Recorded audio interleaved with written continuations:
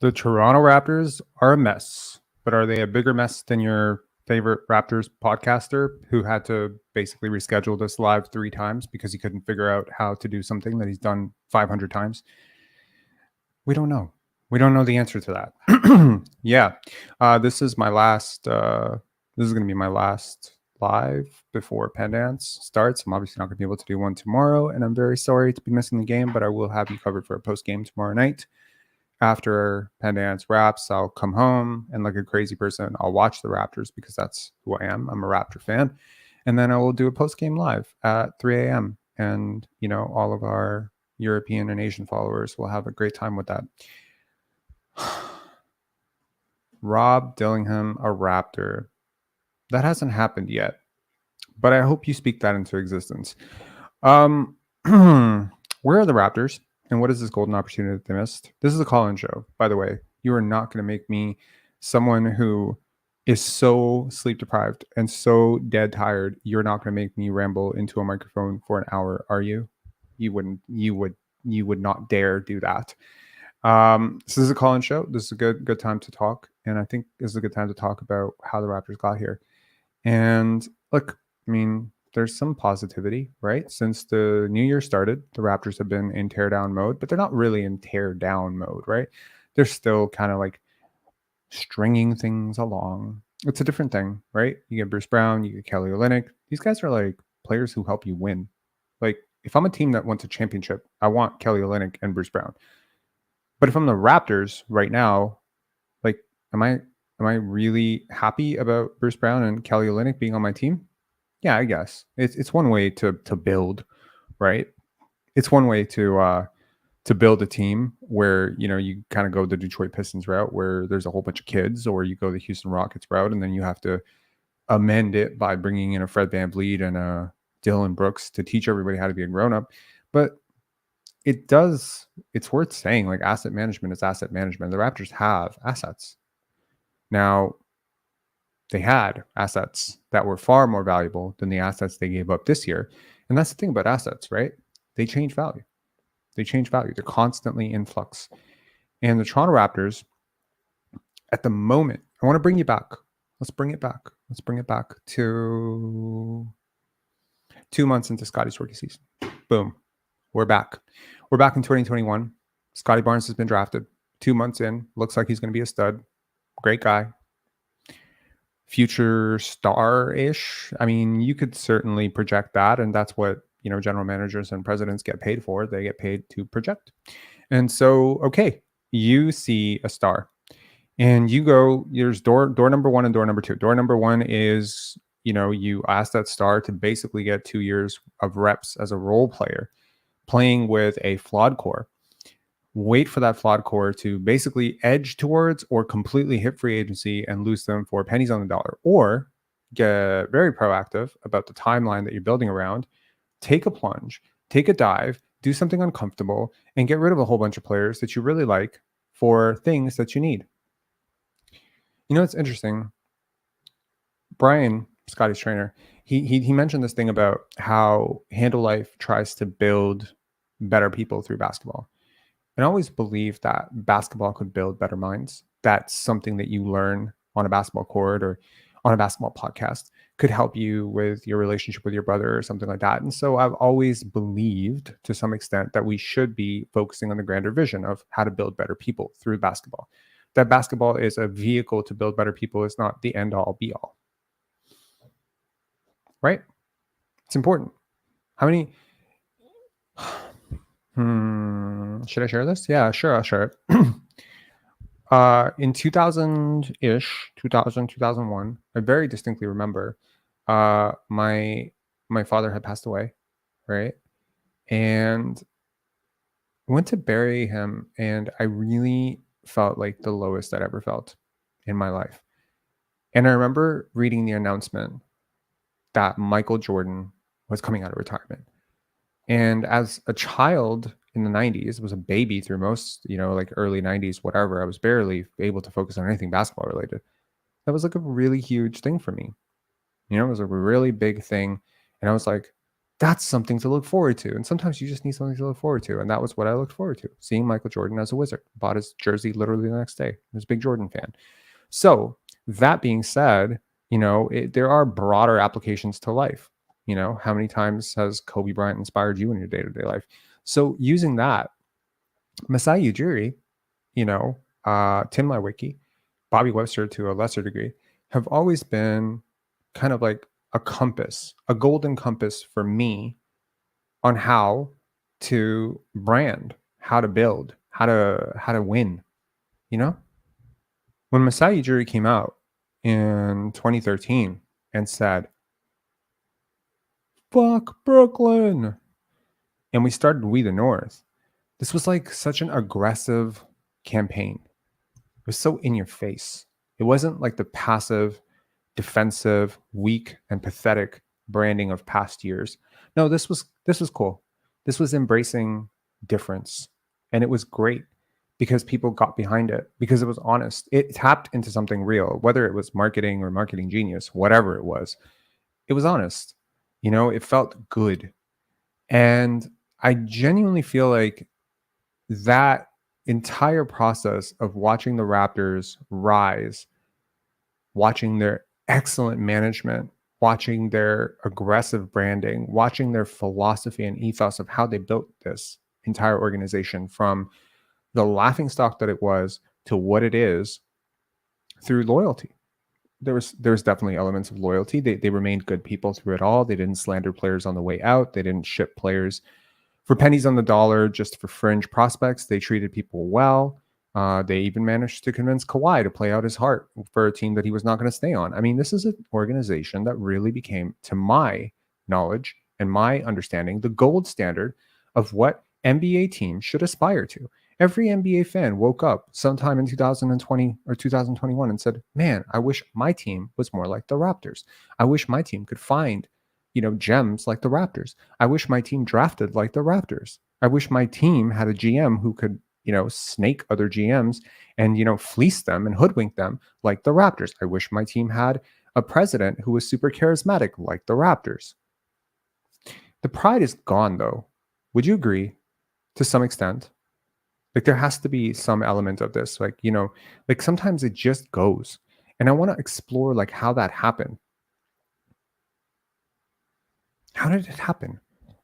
It was like it was such an energetic, vibrant, forward-thinking group that was proactive. I mean, they dragged their feet a little bit, but they didn't let DeMar expire and Kyle expire for nothing. I mean, they moved them. Like with DeMar, they moved him big time. They didn't get super sentimental about Jonas Valanciunas. I mean, Jonas Valanciunas was there for a while. He was like drafted early. He's like lifer Raptor. He wanted to stay too. What's the difference between Jonas Valanciunas and Fred VanVleet, Pascal Siakam, whatever? Like, who cares? One of them's all-star, whatever. But I mean, like, these are players. I mean, DeLon Wright, boom, out of here. DeLon Wright, we don't, It's not to say they were perfect. Don't get me wrong. I remember DeMar Carroll. I remember Bruno Caboclo. I remember all that. But there was an ethos of like forward thinking. We are ahead of the curve. You remember when the Golden State Warriors came out and said that whole thing about like we're so ahead of everybody else? Spooky Ghostwriter, I will get to you in like 5 to 7 minutes. Yeah. There was this entire thing about we're ahead of the curve. And it really felt like for a while the Raptors were ahead of the curve. It felt like they were ahead of the curve athletically. It felt like they were ahead of the curve in terms of their basketball philosophy. It felt like they were ahead of the curve in terms of scouting, in their scouting. Like they had innovative pipelines into untapped markets. They were seeing things and prospects that other people weren't seeing. They were ahead of the curve when it came to medical science.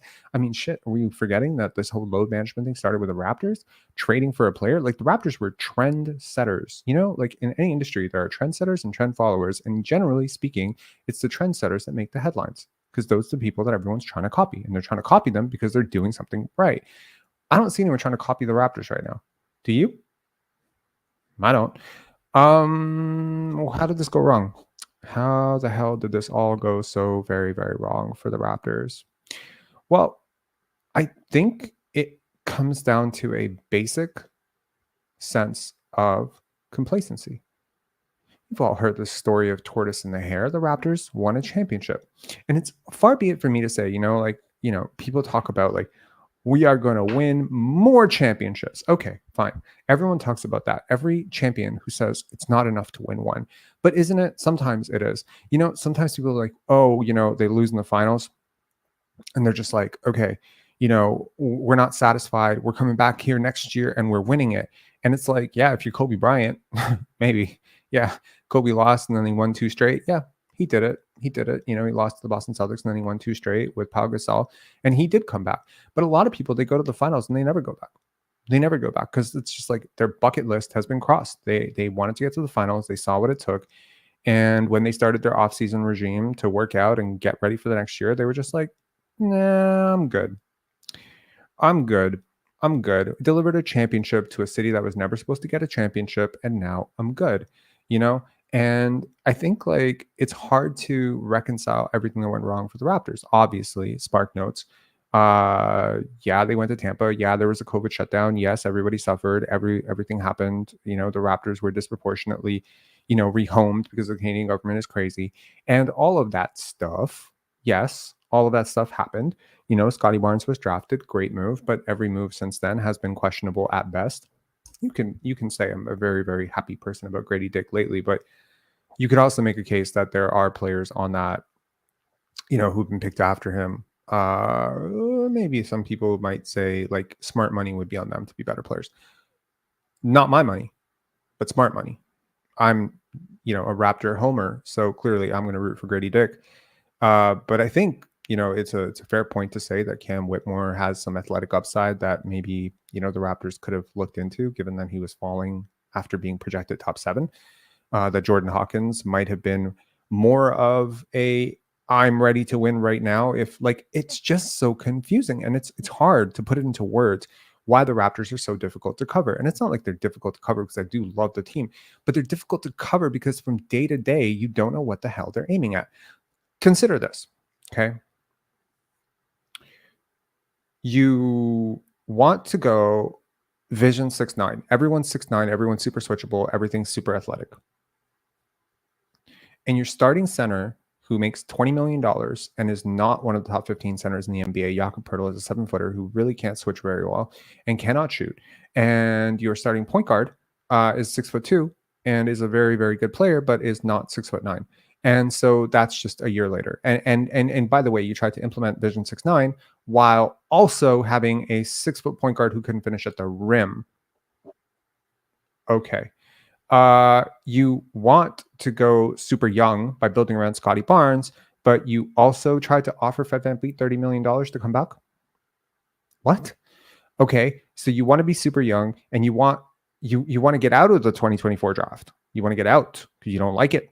You're willing to gamble with this pick, 2024 second round pick. Take it, Spurs. We don't, 2024 first round pick, top 6 protected.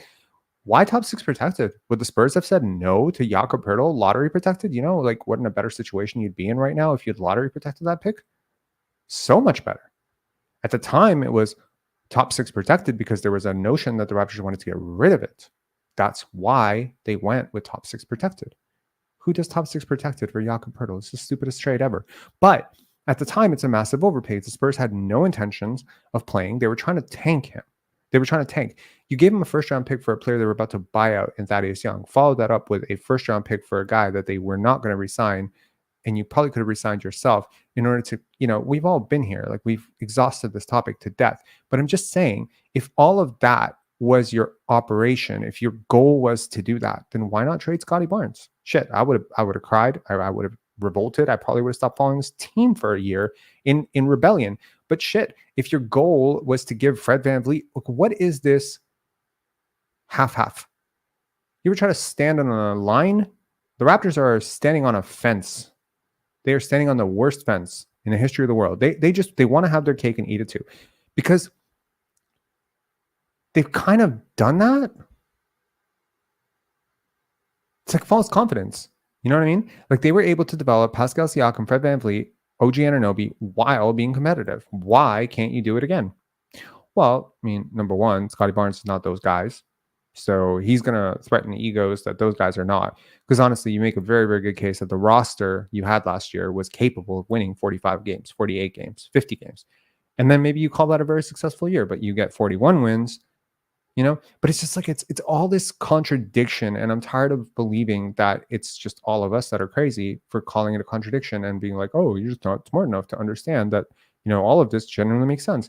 Okay, make it make sense. You tried to get out of the 2024 draft, but now you traded for 3 picks in the 2024 draft.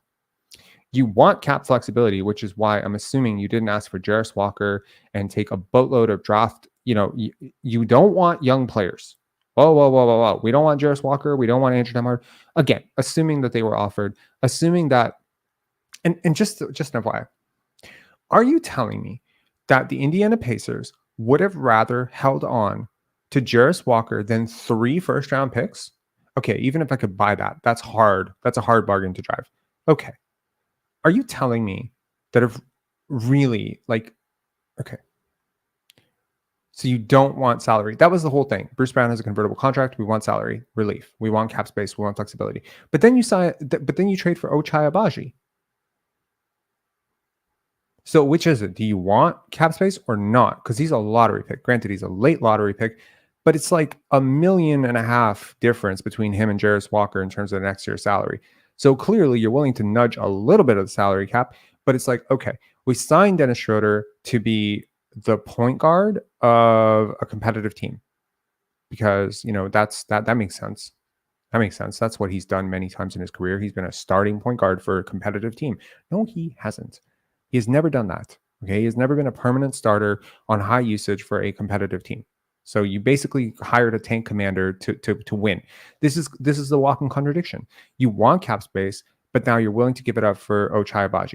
You want out of the 2024 draft, but you're willing to trade almost exclusively for 2024 draft assets because you didn't get anything else back other than the 2026 Indiana pick.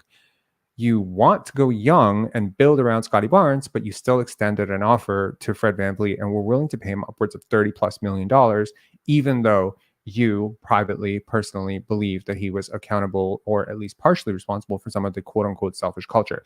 I don't get it. It's a very, if you told me that the person who was running the Raptors was like 2 different people, I would believe you. Because it feels like there are 2 forces at play. And one says move forward and the other says look backwards. No, I think they need to get sorted out. They also, yes, that too. Is Pascal Siakam old and not on Scottie's timeline? Or is he only not on Scottie's timeline insofar as you don't have to sign him to a 5-year deal? You know what I mean? It's like, it's confusing. And it's like, and then you do trade the one guy. And I mean, in all honesty, like I'm fine with the OG Anunoby trade. I love OG, but I'm cool with RJ and, Quickley back or whatever. But find me a general manager on the planet who would rather pay RJ Barrett $27 million than pay OG Anunoby 35. I want to find that person and have a conversation with them, And if you think OG is going to command 50 or 40, or 40 plus, I think you're crazy. I don't think so. And now we're talking about a Kelly Olynyk extension. Now, I love Kelly Olynyk. When he was traded, I was like, phew, this is amazing. So I give all kudos to that trade. He is a perfect center to pair with Scottie Barnes. He is also, however, 32 years old. He is definitely on a bit of a decline. He is definitely not going to be a better player over the next 3 years than he's been the past 3 years. In the past 3 years, he's been what? A very competent role player.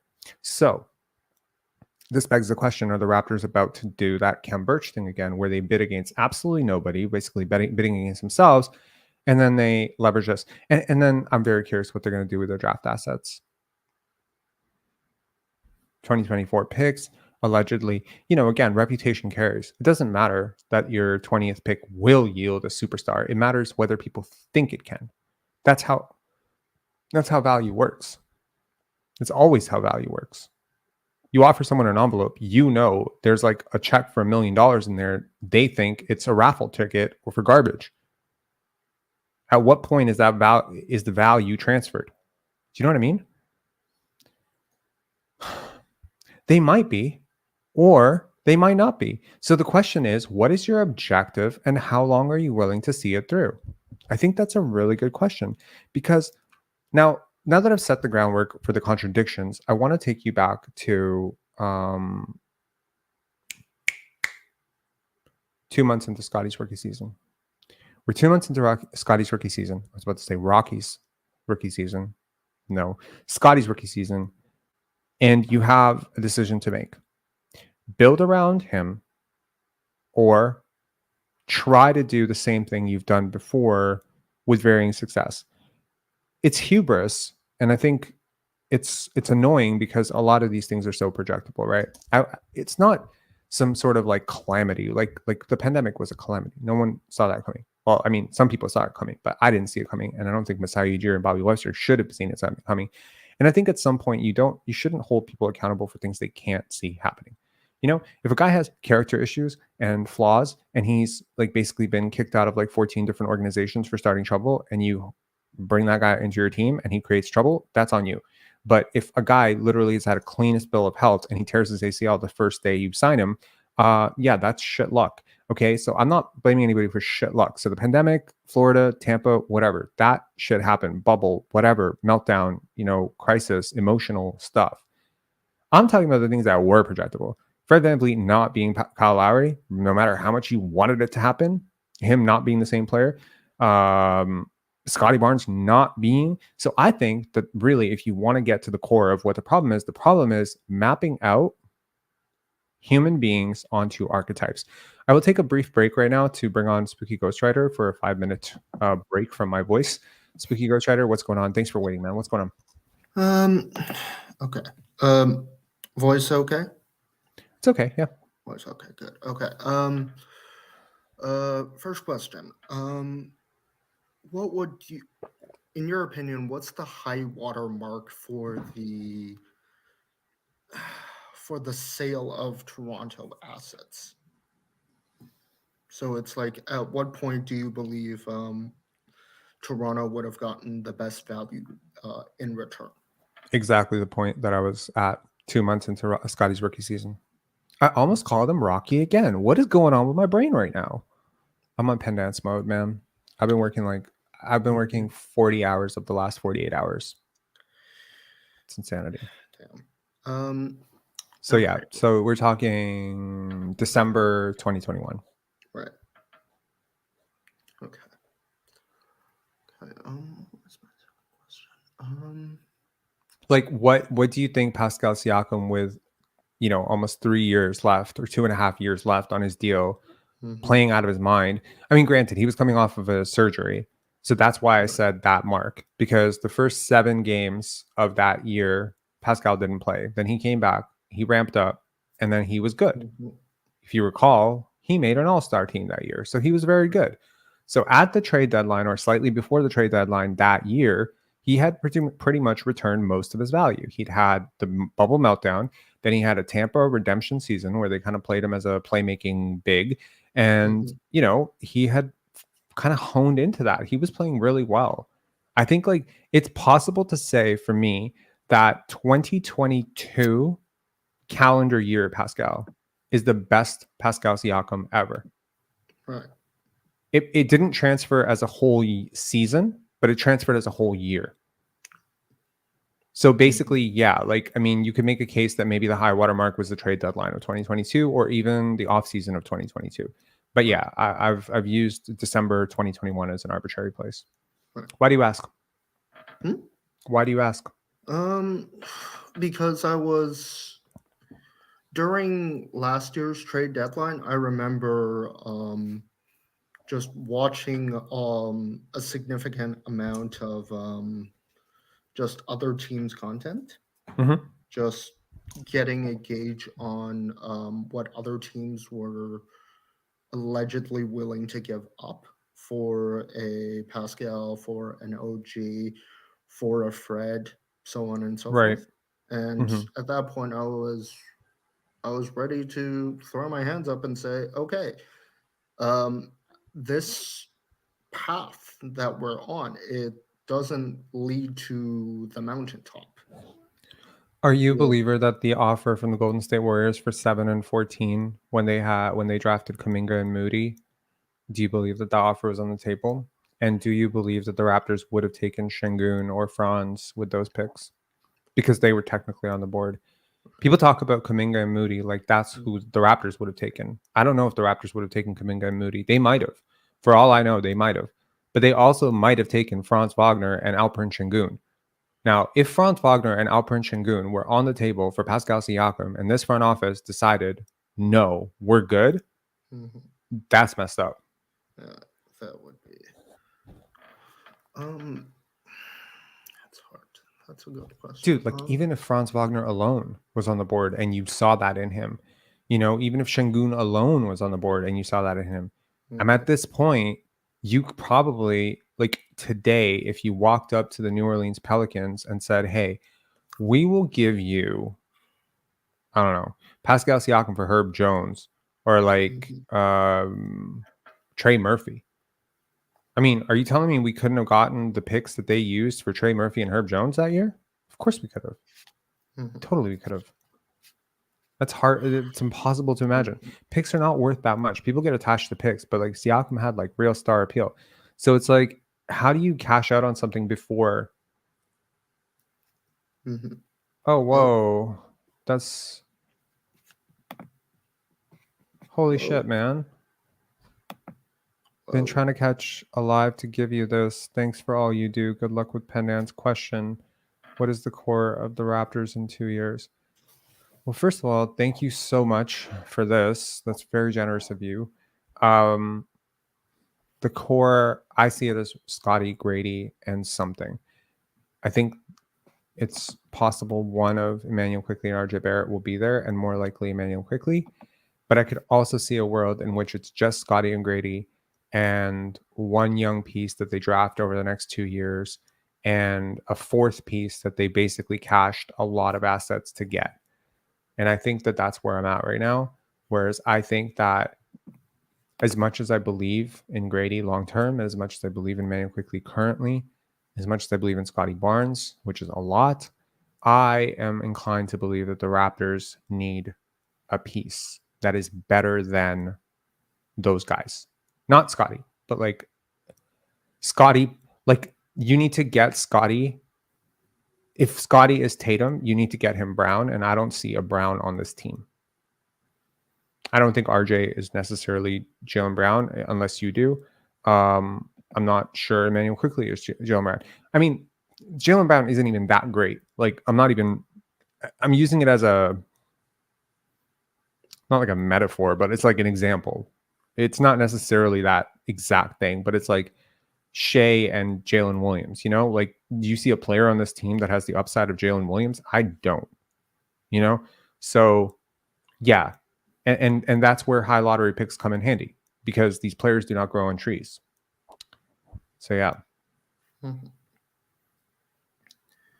Any more thoughts? I have forgotten my second question. I had two going in. I have forgotten one. Dude, when I was setting up this live, I set it up for, were you there? I set it up for, okay.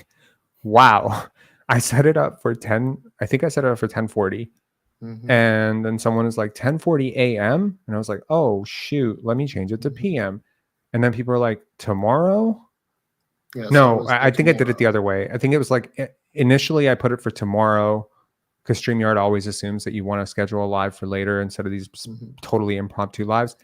And then eventually I ended up screwing up that even, and I scheduled the live for tomorrow. First I screwed up the AM PM, then I ended up moving it to 11 something, and then I moved it till tomorrow at 11. I'm lost. Like I'm so lost. Like I made the AM PM mistake, and then I made the date mistake, and I've done this like close to 150 times. So I don't know at this point. Like my brain is just mush. So yeah. So you're totally forgiven for forgetting your question. Yeah. All right, man. Thanks for calling in. Appreciate it. Thank you. Yeah. If anyone else wants to call in and ask super insightful questions, you are free to for the next 13 minutes. I have some big news. So a couple of days ago, okay, I have to get to the point of this video. I can't be distracting myself during this. Okay. Let me do this. Okay. I'm like a cat, like chasing a ball of yarn, like there's a super chat on my screen and it's very bright and possibly pink. Is it pink or red? Am I colorblind? I think it's red. It might be pink. Okay, there's a super chat. It's very bright and very cool.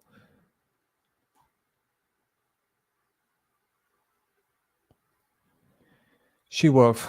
Apologies, Rob. I inadvertently selected your comp RRAT ticket school night, not Saturdays, which is the film I wanted. Oh, okay. So you can just you can just you can go and use the same code on Money Money Money. It's in the link. And I will cancel your RRAT tickets after this live. No problem. Okay. To the point of, can you walk a line any harder than the Raptors have? Look, I think that the Toronto Raptors have missed a golden opportunity to cash in on a lot of desirable assets. Truth, right? They have. You win a championship with these players. They have an aura of winning.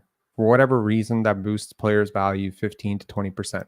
That's why a guy like Bruce Brown got paid what he got paid, because people associate him with winning a championship. Was he directly responsible for bringing the championship to Denver? Like, he was a part of it. He was there. Yeah. But he wasn't like the reason they won. You know, he's a reason. Well, Fred, Pascal, OG, they are reasons for winning culture in Toronto. They were not the drivers of winning culture. And I think that it's on you as an organization to not be wishful in your observations of people and your evaluations, especially when you're talking about players that are on your team that are assets that are tradable. It's not to be wishful, it's to be realistic and objective. You may love Scottie Barnes as a person, but if you do not project him to be a superstar, I don't understand how you pass up on an offer for multiple picks and, a star player right now. Now, if you do project that, that's a different story. Then that's patience. But if in either case, the Raptors are wrong. Either they projected something that was clearly unrealistic and they failed, or they were too emotionally obsessed or involved with the past, probably, very likely, and glossed over and basically gaslit themselves into believing that players were better than they really were. And then they woke up from that reality right as those players hit the extension market, and they saw the true colors and realized, oh no, we missed the boat. If only there was somebody in this world who's been screaming for some of these players to be traded for the last 2 years. Yeah, man, assets change value. Now, you've done the same thing with Bruce Brown right now. You may like Bruce Brown. Bruce Brown may be a nice guy, but tell me one team that will pay more for Bruce Brown this offseason than they would have paid for him right now. Does he look like he's heading in a positive direction as a Raptor? Because he's looked worse. The further he moves from that Denver championship, the less Bruce Brown at the parade standing next to Nikola Jokic he is, and more Bruce Brown can't catch a pass from Scottie Barnes and RJ Barrett he is. You understand? Players are not static. They have a fluctuating value, right? Ja Morant, 2 years ago, was worth 180,000, 5 million first round picks. Like, you couldn't trade for him. Today, I think a really, really solid player and 4 picks and a really blue chip young player could probably get the Grizzlies to sell him. Shit changes. Zion Williamson, 3 years ago, you couldn't trade the whole world for that guy. Victor Wembanyama, same thing. Right now, your job is I hate to talk about players this way, but it's the truth. These players are players, yes, for fans, but for you as an organization, as a general manager, to some extent, they must be assets, because if they are paid and they are movable and they are tradable and they are extendable, then they are assets. And this is the point. What worked in the past will continue to work. You ever heard the phrase evolve or die?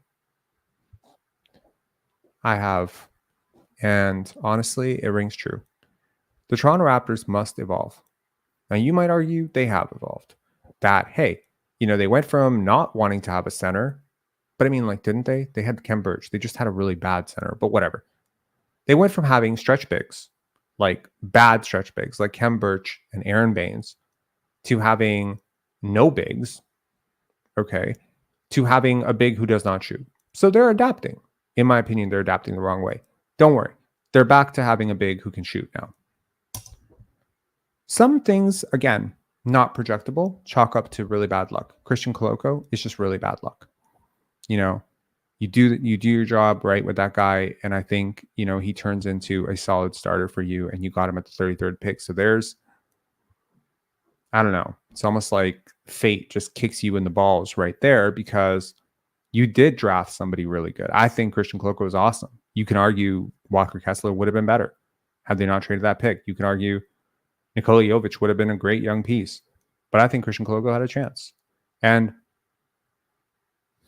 you remove him and the future becomes a little bit more daunting. And I think like it's kind of a point right now where you start to ask yourself, if the future is being defined by whether or not Christian Koloko pans out, how thin is your future, right?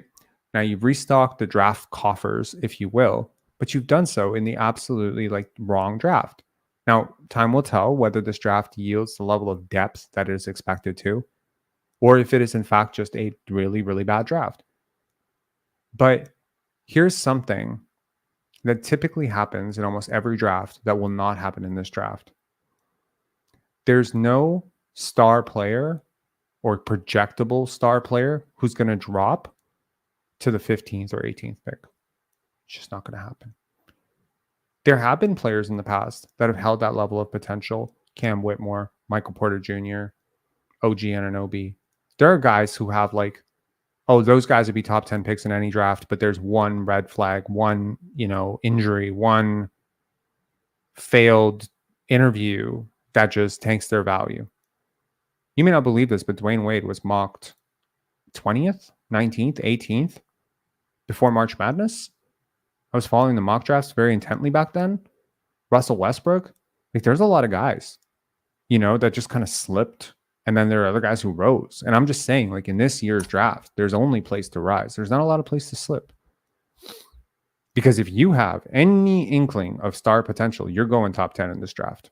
The Raptors won't have a top 10 pick unless they tank. I think my concept here is really that the Raptors missed the boat to retool almost perfectly around Scottie Barnes. Consider what the assets Pascal Siakam, OG Anunoby, and Fred VanVleet were worth at the moment that you, as a fan, were confident that Scottie would be a player worth building around. I was not at all on the fence about whether or not Scottie should be built around after his rookie season. I mean, to be honest, going into his rookie season, I was comfortable saying he was the guy. Kendrick Perkins, ever the not basketball genius, said on Scottie's draft night, I've been looking for that clip everywhere. If you find it, DM it to me somehow. Let's pour one out for Spicy P. Would Kendrick Perkins have traded Pascal Siakam? Because clearly he sounds like drafting Scottie was a clear sign that Siakam was out. Turns out Kendrick Perkins was just 2 years ahead of Masai Ujiri on this, or 2.5 years ahead of Masai Ujiri, which is crazy. Before Scottie played a single game, he knew. He looked at Scottie Barnes and just like, that's what's going to happen.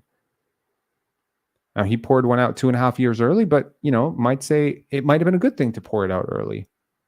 It was the indecisiveness. You call it patience, you call it whatever you want. I call it indecisiveness. In this case, there is a difference. Patience is waiting for a process that you trust to pan out. Right? And procrastination and, bad management is when it doesn't work out. In so many ways, it holds to be true. Because let's be real.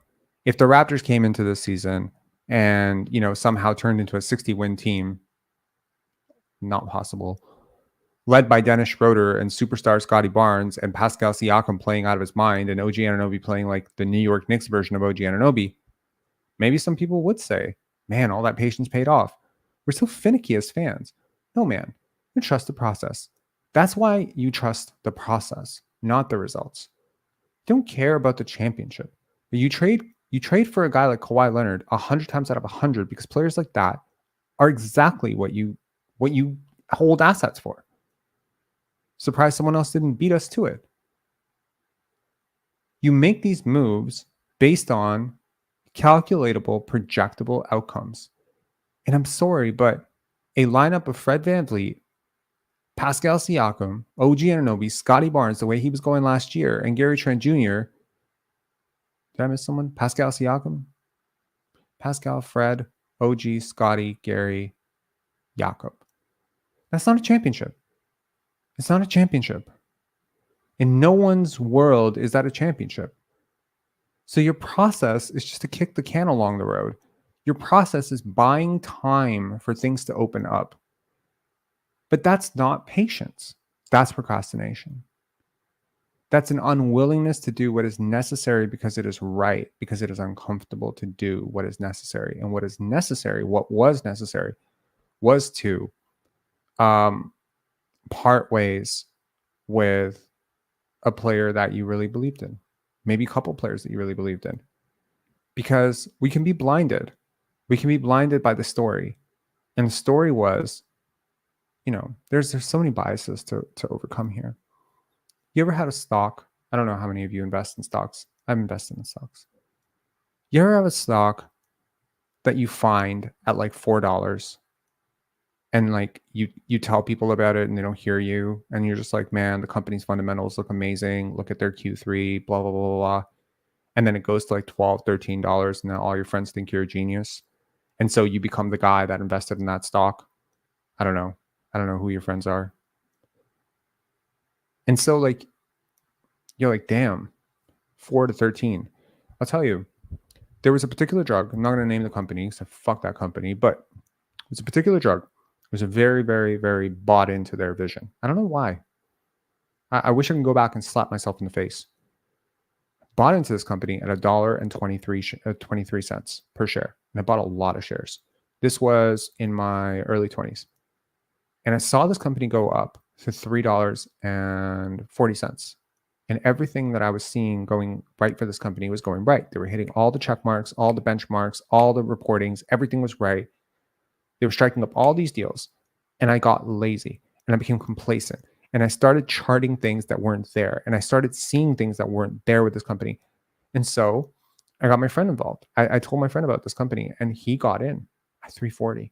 Yo, it went to $6.82. His brother and he both got in. His brother sold. His brother was like, out. He was good. I held.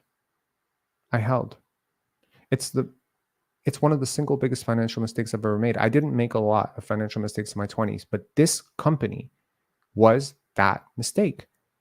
Even when all the information about what this company was doing and how they were doing it, even when they replaced CEOs, I stuck with it. Even when they missed their targets quarter after quarter, I held to like 82 cents. Why? I've never done this before. I was so unemotional about Amazon, so unemotional about Nokia, so unemotional about... No, actually, Nokia, I was emotional. Windows Phone? Oh, yeah, Windows Phone is going to work. I was emotional about Nokia, too. I don't know why I was emotional about Nokia. You know why I was emotional about Nokia? I'll tell you. Because when I was a child, my grandfather had a Nokia phone in Italy, and we would wrap it up, and we would toss it around like a football when we were children. I think I was like 7 or 8 years old, and it was like the first phone, and I just had this association with Nokia phones. I even got a Nokia phone, and I invested in Nokia, but I didn't see that. Yo, do your friends like Nokia phones? Are they like super crazy about the Zeiss camera? Or is this like a company that is making a lot of really stupid decisions? Look, executive function, like your brain has to be clear about what is bias, what is reality, what are people, what are you missing? Being keen on your own blind spots becomes like the greatest thing for all managers, and any person who manages a company, manages a team. Understanding your weaknesses and acknowledging them honestly is such a fundamental part of leading successful companies, successful portfolios, successful anything. You gotta adjust. It was the brick phone, man. It was a brick phone. We called it a Nokia brick. I don't know if y'all remember that Nokia brick. Shout outs if you remember the Nokia bricks. It was like blue. I remember. And we felt very cool because we were children who had a cell phone, you know? I might be misremembering. Was I 7 or 8 or 9? I was definitely young. I was definitely under 10 for sure. And yeah, it stuck with me. I don't know. Nokia phones. Netflix. Like, I don't know. There's just certain things. You just become a little attached to it. And I think that with certain players, you found them. Ochai Abaji becoming a Raptor. Bro, I could have called this 3 years ago. You knew this guy was going to become a Raptor. The minute you knew Masai had a relationship with him, relationship with his family, scouted him. But okay, now I am hoping for Ochai Abaji. I really am. But how much is what you saw in him at 16 or 17? Masai Ujiri saw RJ Barrett as a child. As a child. He met him through Rowan Barrett. How much of what he saw in him as a child, some wide-eyed kid who just wanted to get better at basketball, son of, a Canadian Olympic legend, how much of that is coloring your perspective on what the rest of the league called a toxic asset? Now, I'm not down on RJ Barrett. RJ Barrett's been awesome as a Raptor. But there's some real flaws here in both these players. And I am a little bit worried that the same pattern is repeating itself when you see someone for the first time and they are a certain way. You must adjust. I have a person who's really near and dear in my life, and I would consider them one of my best friends, but they are very flaky, and they've been flaky for like 6 years, but they were really reliable for like the first 9 years I knew them. They were super reliable. They were someone I could always count on. And then I got back to it and I was like, wait a second, let me test that. Is that true? And then I started thinking about it. I started going back through text messages. And I'm like, shit, this person bailed on me a lot of times. This person flaked on so many meetings. This person's flaked on coffee. This person flaked on so many things. Why did I keep seeing them as reliable? Because they were reliable when you met them. They were reliable when I met them. I met them during a really tough time. My mom had just passed away. That was a really important part of our friendship. And from that point to this point, I've known them for close to 15 years. And they've been unreliable for 14 of those 15 years, largely. 13 and a half. They've been largely not a super reliable person for 13 and a half years, but I still see them as a reliable person. Why? It is the anchoring bias. And so I believe that the Toronto Raptors have gotten here because they have a sincere anchoring bias towards certain players, and they do not have the ability to move forward when new data, new information presents itself, because every game that's played is new data, and it must be treated with some equivalence to previous data. It cannot be washed over. You cannot watch a player tank an entire season, tank your team chemistry, hog the ball, screw up their teammates, and just go back to, yeah, but they were a really, really good teammate in this other thing. I also think there's some element of scaling guys up into roles. Like, there's some fundamental thought process in the Raptors organization that pegging people up in the pecking order. So consider RJ Barrett was a third, fourth option in New York. So he becomes a second, third option here. So he moved up. Immanuel Quickley moves from bench to starter. He moved up. Fred VanVleet, he was a backup. He became an off-ball guard. Then he became the primary guard. Again, move up, up, up. Pascal Siakam, he was a second option. Now he's the first option. Okay, here's a question. Look around the league and look at all the first options in the league. How many of them graduated from second option? I'll wait. Was Shai Gilgeous-Alexander ever really a second option other than his rookie season? No. Was Joel Embiid ever a second option? No. Was Jason Tatum ever really a second option? Not really. I mean, he was like a first option in waiting because he was young and he had Kyrie Irving. Luka, was he a second option? Nope. Trey? Nope.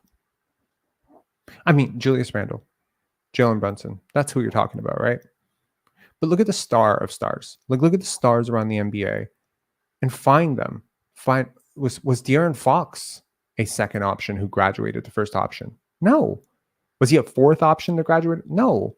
So I'm not saying that guys can't scale up. Guys can get better. They can. But to some extent, this isn't automatic. You can't just pluck a guy out of Utah, which, by the way, is a fantastic development team, like with Ochai Agbaji, and just be like, we're going to give him 15 more minutes.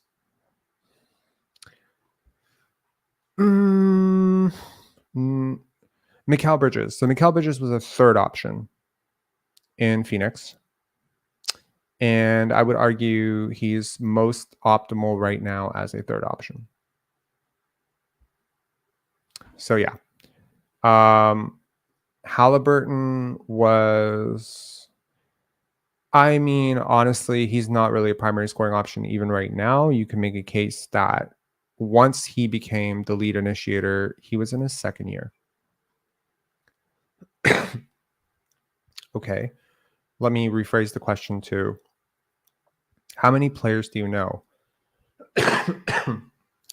that are beyond their second year that scale up this way? So when Pascal Siakam was asked to scale from Siakam, is Kawhi's running mate to Kawhi Leonard's, replacement effectively in the offense. And it was just a 1-for-1 swap. All the usage got swapped. His positions on the court got swapped. He just got Kawhi's runs. Jimmy Butler is a really good. Yeah, that's a great one. This is not making a really solid case. James Harden.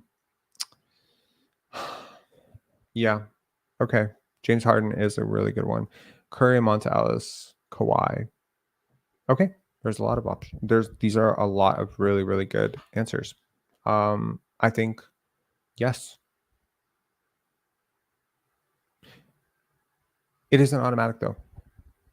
For every one of those players, there are probably 3, 4, 5, maybe 6 players that are given an option that is too big for them and they fail, right? There are certain players where you're like, I think that player is capable of being a starter. He's been a bench player everywhere else. Let me move him to starter. And then his skills just don't translate. There are players who are maybe end of bench guys, but they have like really, really solid analytics for like, I don't know, 225 minutes. And then you put them into a 600-minute role or an 800-minute role or a 1,200-minute role, and it just doesn't hold up. So I'm just saying, like, the scaling is not proportionate always to minutes and playing time. That there will always be some element of it doesn't always work out that way. Anyways, this ramble is to say that I believe that the Raptors had a golden opportunity when Scottie was a rookie to really parse down this roster and to build appropriately around him. What would I have given up these players for? Probably assets and younger players. Now, I know at the time that it would be very difficult to divorce yourself from guys who are all in their 20s. Pascal, Fred, OG, etc. were all in their 20s. And to not see themselves as... Lauri Markkanen is a frigging great example, but he is like... No, he's just a great example. I think yeah, it's a good example. It's a great example. Grant. Like Jeremy Grant? Are you talking about Jeremy Grant? He's on a lottery team. He's never really, like, I like him as a player. I like Jeremy Grant a lot as a player, and he's being paid like a hell of a, second option. The question wasn't like, I guess I should rephrase the question. When you look at the top stars in the league, they pretty much came into the league and they were stars. Like very early in their careers, they were stars. They didn't like the Kawhi and Jimmy Butler path is the rarer of the two paths to ascension, paths to stardom. Most times guys come into the league and it's pretty clear that they want to be stars within the first 3 years. And so this like, yeah, I think that's fair. Like championship version. But again, see, T-Mac is just opportunity, right? Like, and it's not like he didn't have talent, and I guess that's the point, right? You're just saying like, he was also 18 though, dude. Like we're talking about an 18-year-old who became a first option at 21 with the Orlando Magic. You know what I mean?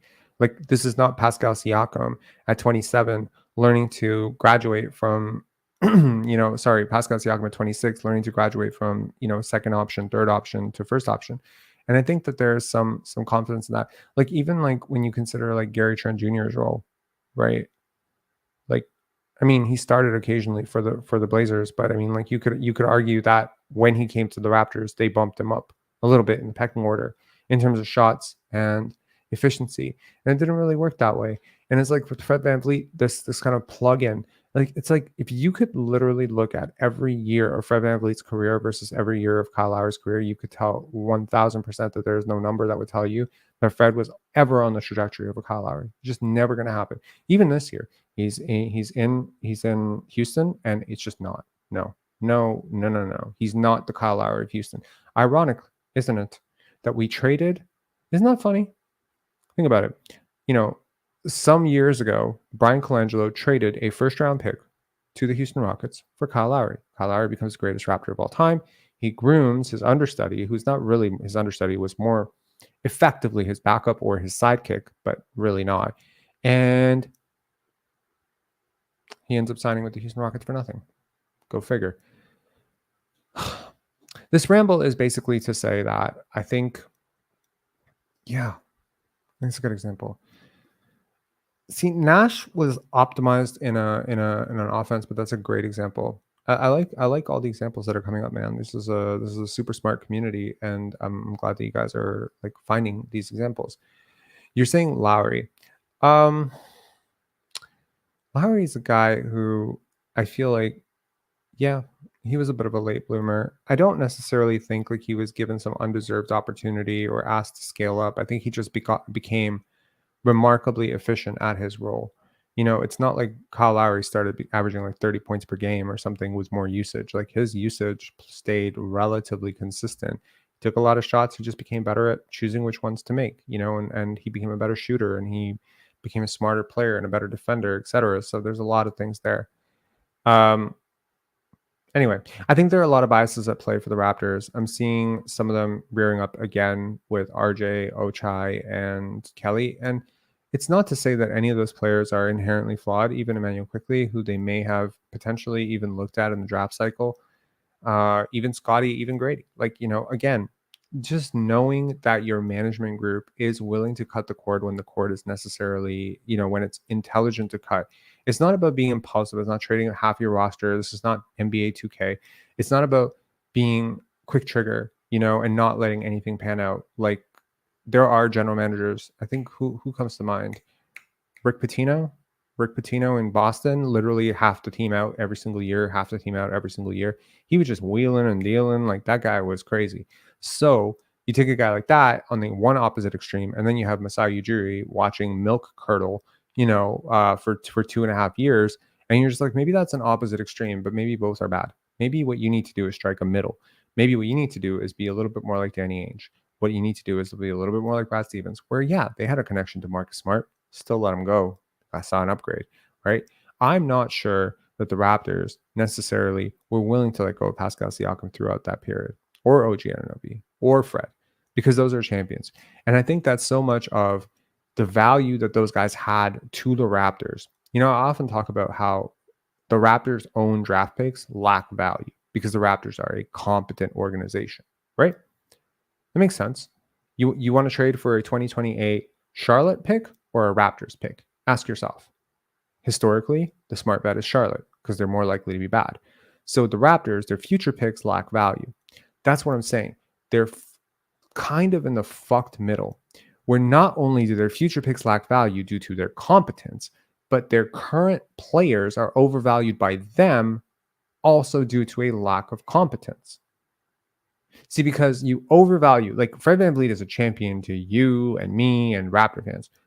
Pascal Siakam is a champion to you, me, and Raptor fans. In Indiana, he's a guy who won a championship. Please understand, it is different. You didn't win it in Indiana. It doesn't count the same way. Just like Bruce Brown is not being celebrated every single day as a champion. Bruce Brown, champion. There goes our champion. You're never going to talk about it. And he won a championship like 7 months ago. You know what I mean? That championship equity that you think is worth something, it's worth more to you than it is outside of you. And I think that you can talk about Tampa. I am really not doing well health-wise, man. I'm burning the midnight oil, drinking coffees, losing my mind. Oh, man. Okay. You can talk about Tampa. You can talk about the shutdown. You can talk about COVID. You can talk about a lot of things that maybe dampened, moved the Raptors one way or another. You can. But there's some calculus, in my opinion, that this championship is what swayed the Raptors. That once these players became champions, that they could no longer see them as anything but that Freddie All-Star, Freddie champion. That it was important to know that the volume of that moment, the sheer magnitude of that moment, that you remember the parade? My God. It was easy for an organization to lose sight of who these players were in light of what they had accomplished. I'll tie this back to a Penn Dance story, but I remember saying a few days ago that I had fallen off, that I was looking through my old Penn Dance trailers. Some of you were there for that live. And I was like, man, I think our trailers used to be better and now they're worse. And I very distinctly remember saying that. And then someone who I'll not name in this community reached out to me and they said, that's really defeatist. You should make your 2024 trailer better than that trailer you're nostalgically pining over from 2020 or 2019. Because I said, oh, my favorite trailer is from 2019. Man, I've gotten worse at making trailers. They wrote me that email and they said, why don't you make your 2024 trailer better? And I did. I think I did. You tell me. This will give you chills. It might give you chills. This is the festival trailer. I spent like a good amount of time on this.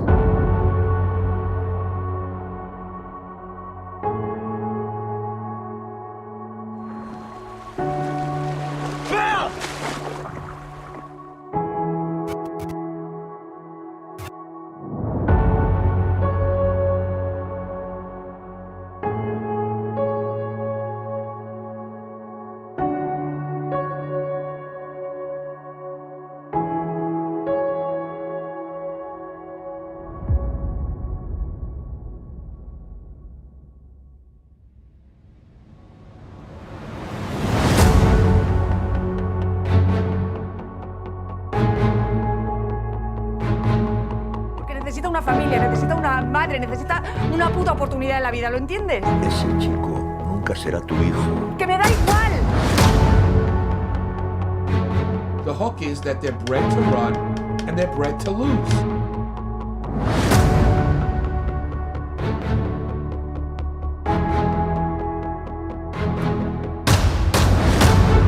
This is gonna fucking make us. This is the thing. Enough. And we're gonna get a kitty too!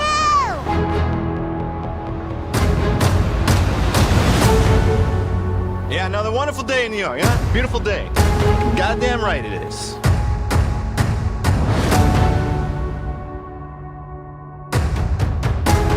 Ripeti con me, non fa male. Non fa male.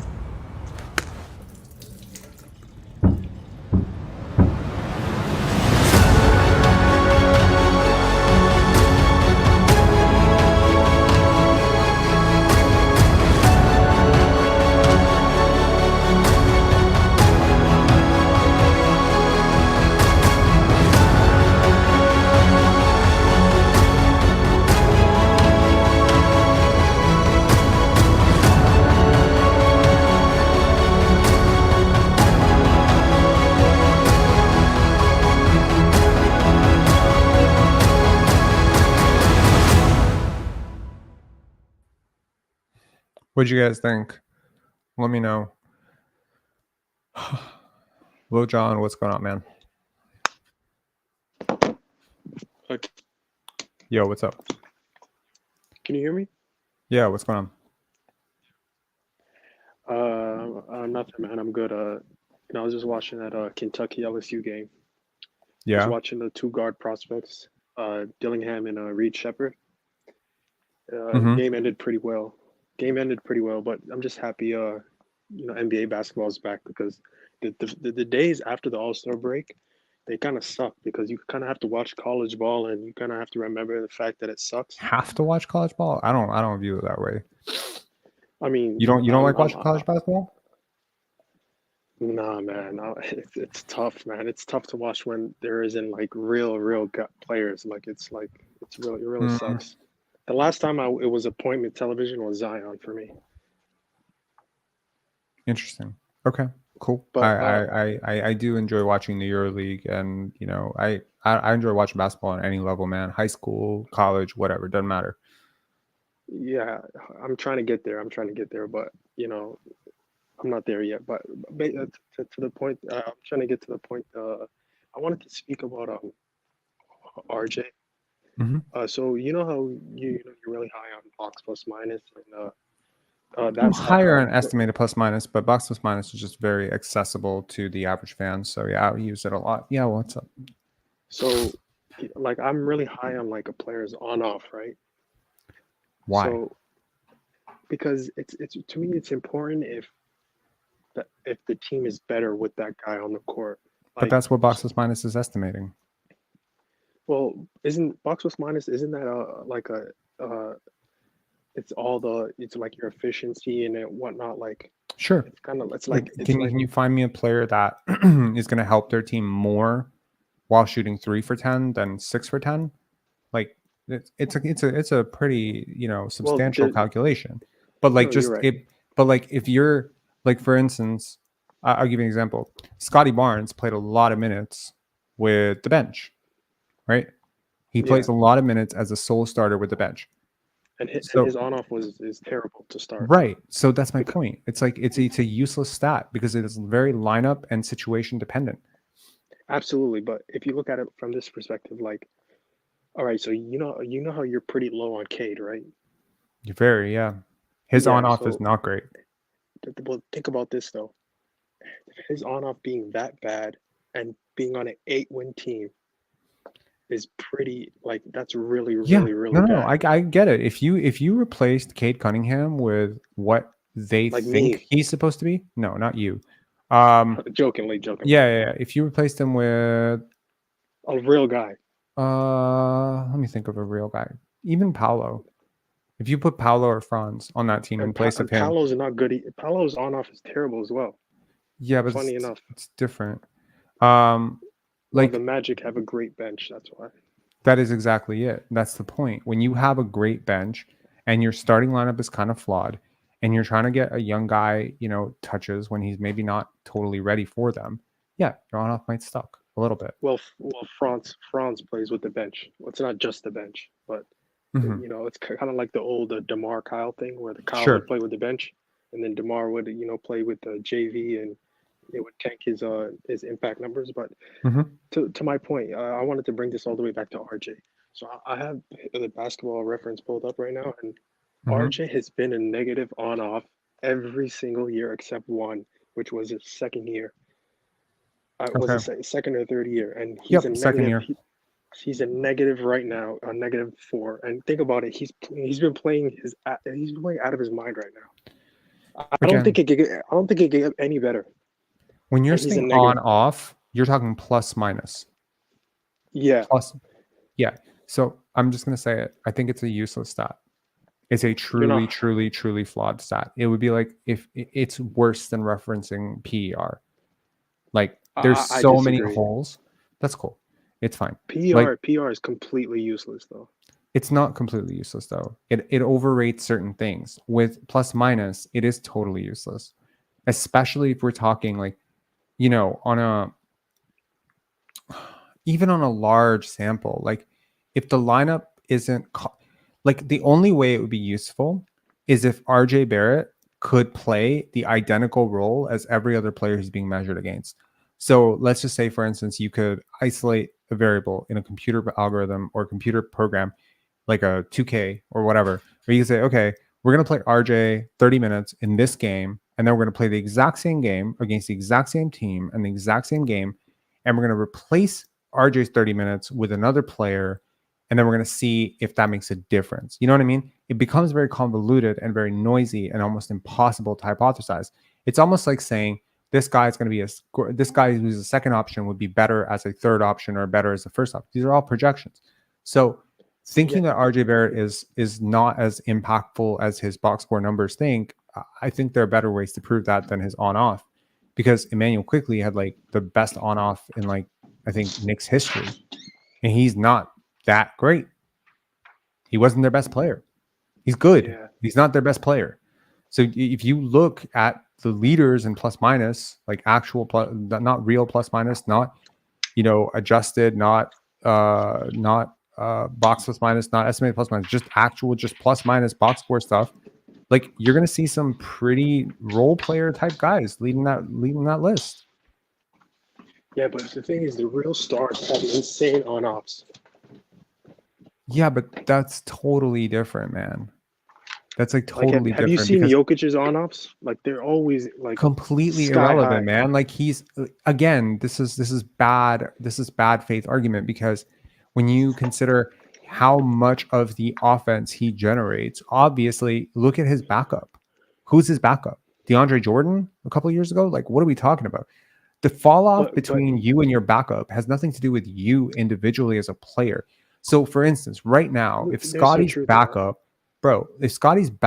was Jason Tatum, just hypothetically, let's say every time Scottie went to the bench, Jason Tatum came on. Like Scottie would have a terrible plus minus. But what does that have to do with Scottie? It has nothing to do with Scottie. It has to do with the relationship between Scottie and Jason Tatum. No, and that makes sense. That makes sense. But, right. But like in reality, Jason Tatum is not coming off the bench. You know what I mean? Irrelevant. Like even if you put James Harden, OKC James Harden, who was coming off the bench for the OKC Thunder, let's say he was Scottie's backup in Toronto. Let's say, because the problem is when you consider the cap economics, most teams don't have a star behind their star. They usually have a role player behind their star. So typically the way a roster works is the Denver Nuggets are building around a center, right? Their center is their centerpiece. Because their centerpiece plays 40 minutes, 38 minutes in the playoffs, the vast majority of their bench dollars are going to go away from the center spot. So they're going to hire a minimum guy or a $2-3 million guy or a $6 million guy. In most cases, that person is going to be ass because they're never going to play. The guy who replaces your star, like how good is Joel Embiid's backup?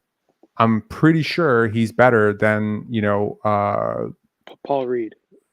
I think so. I think it's Paul Reed. It is Paul Reed.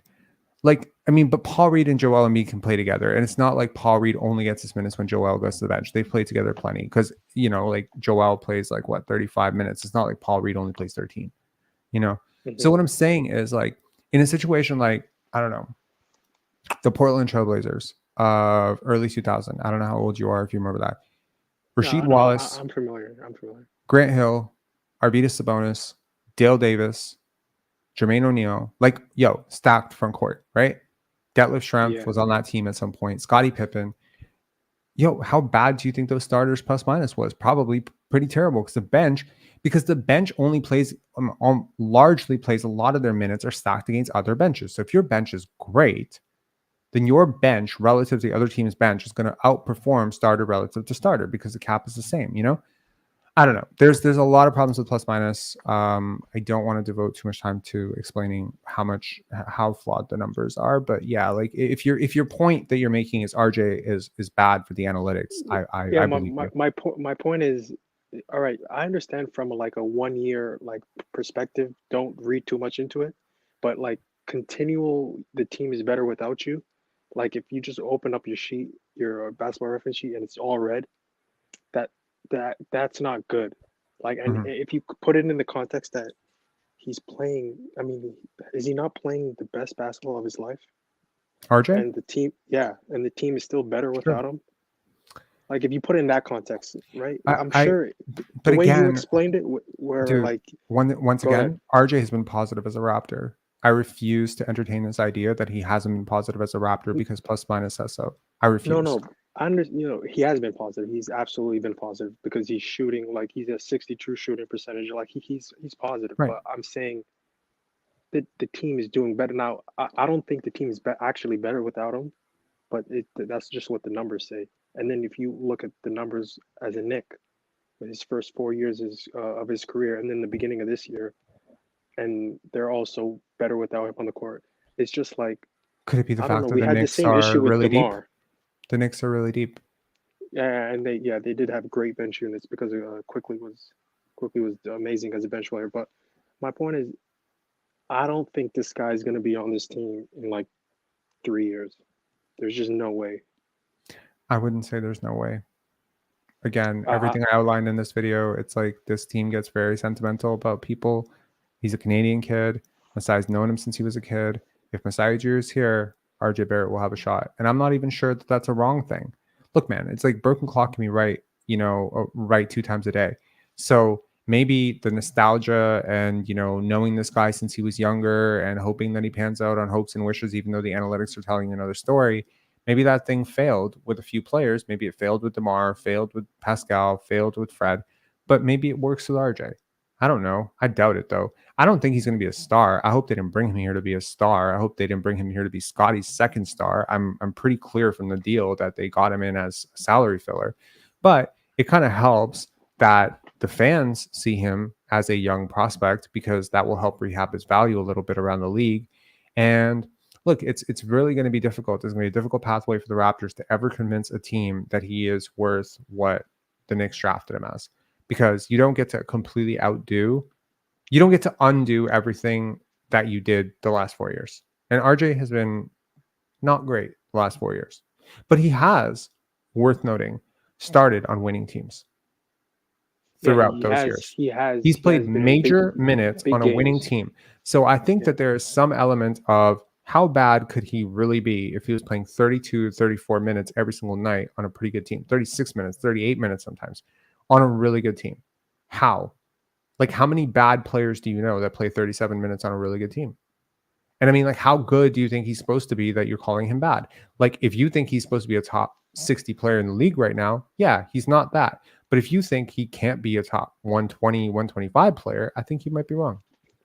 It'd be hard for me to pick 124 players that are decidedly better than him or are going to be decidedly better than him. Did you say 124? Yeah. Oh, yeah. No, I agree. I think he's between 95 and 115. Sure. So there you go. So isn't that worth $26 million, $25 million on a 23-year-old? Is okay. Like, here's the question. But he's in year 5. Fuck the year 5. It doesn't matter because he had to come into the league later than Herb Jones. That should not be earlier than Herb Jones. That shouldn't be penalized for that. It's part of it. It cannot be the whole story, though. He's still 23 years old. We have to factor that in. There are guys who are going to get drafted this year as rookies who are 23 years old. Can we put that into context? Like 1 or 2. I agree. Okay, Davion Mitchell was 24 when he was drafted. Rafael LaRuggia was 24 when he was drafted. So to some extent, yes, you can look at a guy like Ochai Agbaji, who's 24, Immanuel Quickley, who's 24, and RJ Barrett, who's 23, and say, hey, we have serious, sizable NBA data to show that these guys are not what we want them to be or what their initial teams that drafted them wanted them to be. I don't know what Danny Ainge wanted Ochai to be. Obviously, he wasn't it. He didn't have a good time. I don't know what the Knicks drafted RJ to be. He wasn't it. I don't know what Immanuel Quickley saw himself as a Knick. Basically, these guys did not fit in their last spot, and you're betting on them to fit in here. Fine. Mm-hmm. So what I will say is, to that, I will say, if you are looking at these guys to jump up an entire level in terms of the players they can be, that might be wishful thinking, and maybe you'll hit 1 out of 3. Or maybe that's the game. Maybe that is the game, because there's no way to know, right? There's no way to know when you have a Lauri Markkanen or when you have a DeAndre Ayton. And I think those are the perfect examples. DeAndre Ayton was taken out of a situation where he was decidedly the 3rd, 4th option in Phoenix and given a bigger opportunity in Portland. And he's fucking up badly. He's not very good. And he has not shown any magical growth. There's no resurgence. There's no, that's the 1st overall pick. No, that's just a wrong pick. So that's what happened there.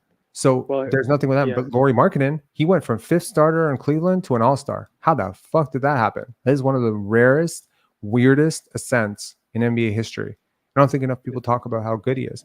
So it's like he went from a cast-off in Chicago to going to and Cleveland, yeah. Yeah, and like he You can put him in the around the Great Kawhi Lakes. Jimmy Butler. You can put him in the Kawhi Jimmy Butler. I think you could actually put him in that. I mean, how many of these guys do the Bulls want to lose? You know what I mean? Yeah, it's bad. Like shit. Like they almost, and I mean, like, you know, if you maybe talked to them this offseason, they probably would have considered trading you Kobe White, and look what he's turned into. So my point is, like, you know, yes, sometimes patience pays off, right? But with Lauri Markkanen, Kobe White, I think Jimmy Butler, you could really tell those guys had like something, you know. Like I felt like I was very high on all three prospects. Kobe White, not as much, in fairness, but the other two, yes, very high. Particularly Kawhi, yeah. You could actually see it. Kawhi was not a Bull. Kawhi was a Spur. Butler, you mean? No, I said particularly. Kawhi. There was a lot of signs because you know people. He won people Finals always MVP as a 22-year-old. That's a good sign. Yeah, but people also say that he couldn't shoot, which was real, but it's kind of been over exaggerated because he shot like 38%. Yeah, as a rookie, which is kind of like insane. But it was But see, this is the problem. You have to contextualize. He was low open, attempt, right? Low attempts, and he was open a lot, and it was almost all from the corner, and it was almost all stationary, and so therein lies the sort of. Yeah, but that's step one. That's step one, though. To make them, you got to make them open. That's like the first thing to do. And but I don't think that's how it works, because you have to look at the complexity of the shot making. Like if you can make threes like Damian Lillard or, you know, Trae Young, even if you make them at a 34% clip, the rarity of and the expressive value of those threes is so much greater than a PJ Tucker 36% three-pointer for the corner. Because at the end, this is all aggregated into a sum total that results in team wins or loses based on the point total that they scored as a team. If you have a guy who can splash from range, like a Trae Young or a Damian Lillard, off the move, off the catch, off the dribble, going left, going right, pull back, okay, even if he shoots 34% on those attempts, you're much better than a 37%, 38% low volume 3-point shooter. And again, volume matters a lot, because if you take 10 threes a game, and this is something that I've had to learn too, you know, because I saw Otto Porter as like the answer to all of the Raptors 3-point shooting woes. I was like, oh my God, he's going to solve everything because he's such a great 3-point shooter looking at his percentages. But he's a low volume guy. He's always been a low volume guy. And it's just like, open okay. shots. Yeah. It's not just open shots. He can make contested shots. It's just but it's very low volume. It's very low. Yeah, you're right. Exactly. And so if your volume is low, then therein lies the analytical value of high volume players. And that includes high volume of attempts, high volume of misses, high volume of makes, high volume of opportunities, high volume of possessions, high volume of usage, all of it. Anyways, I got to go plan the rest of the pendants, but it was really good to do a basketball live, to just, I don't know, give my brain a break. Are you going to be live the next few days? Because I know you're going to be busy this weekend. Oh man, I want to be like, I would love to do a live from Pendants, like maybe use my girlfriend's laptop and just do a live, and then maybe have some people like randomly pop in and say hi. Maybe if like some Pentire basketball people come, I can bring them onto the live. I know Vince is coming to some stuff. I know Larry's coming to some stuff. I know who else? There are a lot of people from this community that are coming to Pendants, so that's going to be really cool. So maybe I can like do a co-joint live with one of them. Maybe for like 20-30 minutes. It shouldn't be too hard. You can run internet off my phone. No, you don't have to. That'd be a lot of work. I mean, it's not really a lot of work. It's just talking into a camera. That's not the issue. I think the work would be to bring this microphone there and set up the whole thing there. And I think that might also be a little bit difficult. I don't know if people are willing to live with shitty audio for a live. Like I could probably do one. But more like my plan was. All right. Well, there's a back-to-back, right? There's tomorrow. I think it's tomorrow, home Brooklyn, and at Atlanta on Friday, right? Pardon? There's a back-to-back that's coming up tomorrow and a Friday, right? Yeah, poor timing for a festival. I was thinking you were what? I was thinking about, if you were gonna go live, knowing the Pendants is this weekend. Yeah, I'll watch the games probably during the screenings, maybe on my phone. I'll be like, I mean, I want to pay attention obviously because the event is very important to me. It's like my life, you know. It's I was telling my friend today like why it exists and why it's so important to me, and he was just like, "Holy shit, I didn't know it was that deep." It is very important to me. But that being said, this channel is obviously very important to me as well. So it's like I don't know, I gotta do that two places at once thing. That has been the hallmark of so many random 90s sitcoms. So we'll see what I do. But for sure, I want to do lives. And maybe All I'll right. do like one from I want to do like a live from the Pendants party on Saturday. That would be really cool. Maybe on my phone or something, like a phone live. But I don't want I don't want this channel to become populated with like random shit. Like, you know what I mean? Like people are just like, hey, I'm subscribed to you for basketball content. I'm not subscribed to you to watch you party with your or, you know, with filmmakers and actors, you know. So it's a little bit. Well, that's only one day. It is one day, and then you guys don't have to hear me talk about pen dance for another 9.5 months until the next year. So yeah. But yeah. Anyways, but yeah, I'll probably do like super late lives. Like, I mean, tomorrow we're doing a screening at 9. It's a pretty soft day. Both days are actually pretty soft days. I can totally do a 2 to 3 a.m. live. Like, we're gonna be done at the theater. I can probably watch the game on my phone during the screenings. I could probably do a little bit of research on it, and I could just talk about it when I get home. Yeah, maybe 2, 3 a.m. So I don't know who the hell is gonna be up for that, but you guys will be able to catch it the next morning. And I don't know how tired I'm gonna be, but so yeah, don't expect my best work, but I'll make it work. I've never missed a Raptors game. I'm not gonna start now. It'll just be late. That's what it is. It'll be late. Anyways, man, peace. All right, man. See Have a you, good man. one. Thanks. All right. Yeah. So ticket sales are going pretty well. Pass sales are going well. We exceeded last year's mark, which is great. It's so funny. I don't know if you person who's doing this. I was talking to one of my friends who's an actress, and I was just randomly talking to her, and I messaged her, and she's like, "It's so funny that you messaged. My brother was just telling me about you." And I said, What do you mean?" And she said, "My brother follows your basketball channel, and he said to me, 'Hey, do you want you want to come to a film festival with me this weekend? My favorite Raptors podcaster, he runs a film festival called the Pendants Film Festival.'" And she turns around, she's like, "Is it Rob?" And he's like, "Yeah, you know him? I didn't know you follow basketball." She's like, "He directed me." This is funny. So, anyways, this has happened quite a few times, and it's hilarious. Yeah. So Paradise Lost thing is better not to. Where is the location of the festival? So the festival is happening at the Carlton Cinema at College. It's 20 Carlton Street. Y'all are absolutely welcome to come. If you want screenings, ticket link in the description below for the Saturday afternoon screening. It's dope. Money, money, money. Super cool. I was explaining to a friend of mine today like why this is so important to me, and it's because of politics, bro. I don't like politics. I'm not a political person. I don't like politics. I don't like the fact that politics and bullshit has infused itself into all of our content and media and festivals. I don't like it. I don't want to go to a festival and be told what to think and who to vote for. I don't want that. I want to go to a festival to watch films. That's what I want.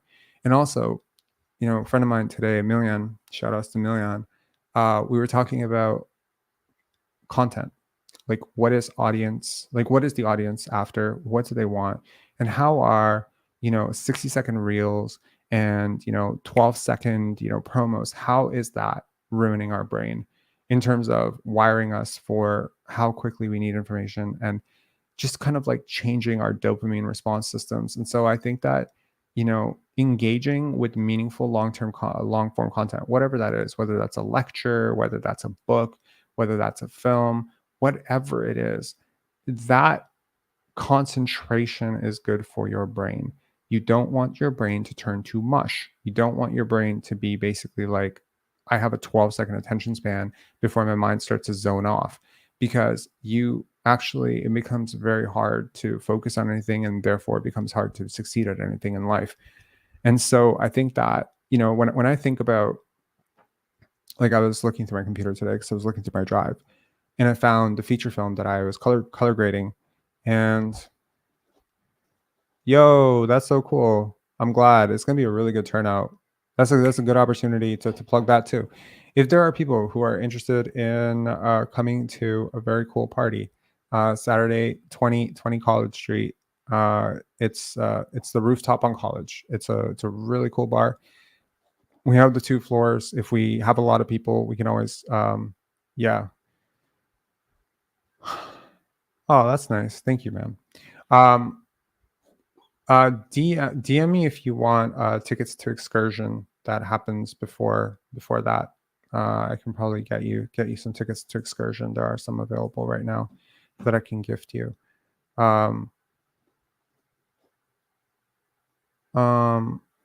Unfortunately, we're outside of province. All the best with Pendants. Looking forward to hearing about it afterwards. Sure, sure. Thank you, man, so much. Yeah, it's gonna be good. So it's like thinking, okay, so 12:48. Okay, I have like 5 more minutes. Let me just say this quick. When we started this festival and when I started this podcast, both have something very, very much in common. They were very like in your face, very like I'm the best, and everybody else is bad, and this is why I'm better than them, and it's not good. I think to be that way. And so I mean, I was just thinking about yeah, the humility of that comes with failure, that comes with age, that comes with turbulence. And I was just thinking how much the pandemic like humbled my ass, like we were branding ourselves as the fastest growing film festival in the world, and we were really, really freaking something. And then the pandemic happened, and it just all went away. And then we're virtual, and we were in debt. Like we lost so much money because of cancellations. We were the last festival to go live in North America, and the reeling and the processing of that. Like I don't think I ever really fully emotionally got over that. Like for a year, like it just took so much out of me. There's so much. Imagine like how much money and how much time and how much effort like our team put into planning that event, and then just to see it get fucking blown out of the water because of something that happened like in another country.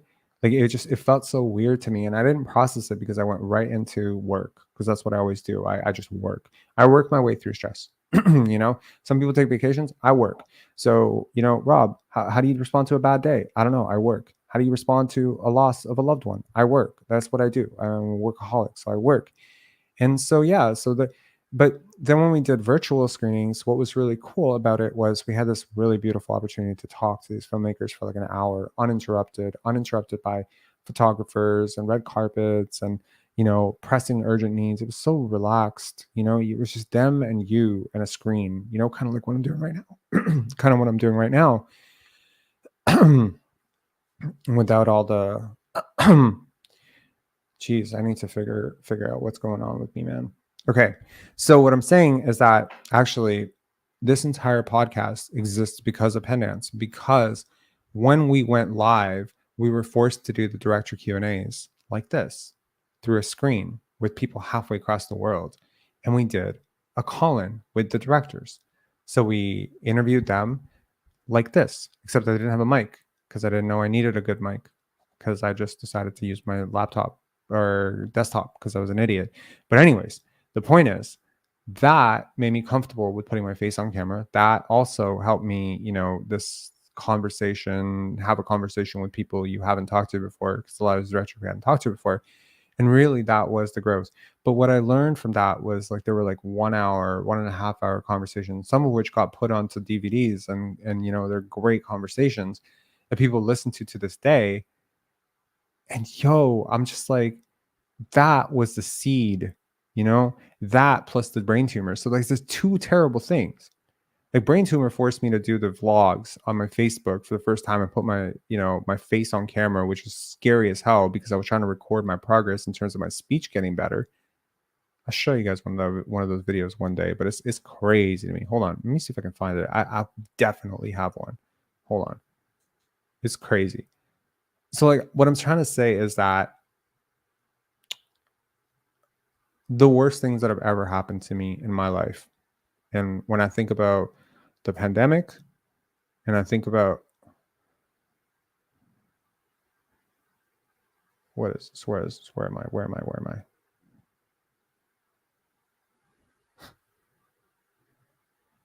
I? You guys can't see that. Let me see what Rob was saying back then. Hold on. Morning all. It is March 29th, and I want to talk to you about reframing very briefly. So, I was watching an interview with a young lady who lost the use of her legs after the Danforth shooting, which took place in 2018. So that's the vlogs. Like those were the vlogs that I was just sharing random observations about life with friends, and people were like following me on my little, Facebook journey back to health after a tumor. But tumors suck. People consider tumors a bad thing. Tumors are a bad thing. They suck. And it forced me to do something that I was deeply uncomfortable with. So I did it. And the pandemic forced me to get on camera and talk to people like this. Actually, what's really cool is that in order to prepare for that, I did something called Hello September, in which I booked during the pandemic. So our first pandemic festival happened in 2021. In 2020, September, I did something called Hello September, where I asked all my Facebook friends for 1 hour Facebook StreamYard calls. That's when I signed up for StreamYard. And I said, I don't have to know you. I don't have to know you well. Maybe you're a random Facebook friend, but let's schedule 1 hour to have a conversation one-on-one with a coffee. And that's so cool because that was the stepping stone that got me into, doing the pen dance thing, because I wanted to get comfortable with getting on camera because I'm not good at it. It's not something I'm comfortable with. And then I got really good at I think I got better at talking to people like this. Look at that. It's all bad things. It's all bad things that turn into great things. And that's what I'm saying. I can't even imagine my life without this channel. I cannot imagine my life without pen dance. I cannot imagine my life without cinema. And so all of this is to say that I think what we're doing is important. We're having conversations. Conversations are important. You know what happens in terrible societies? They don't have conversations. That's exactly it. You know what happens when you say, I hate this person or I hate that person? You guys can't have a conversation. That's the thing.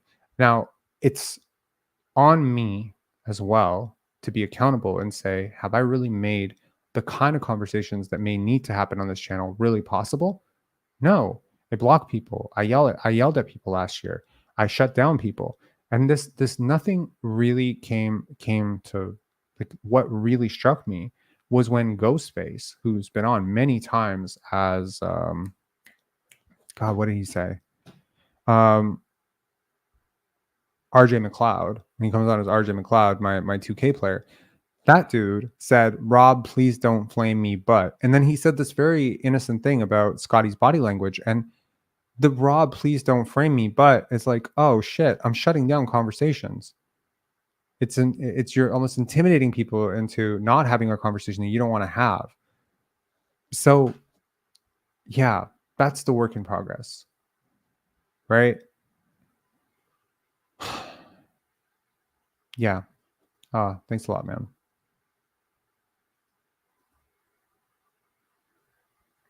Appreciate you, man.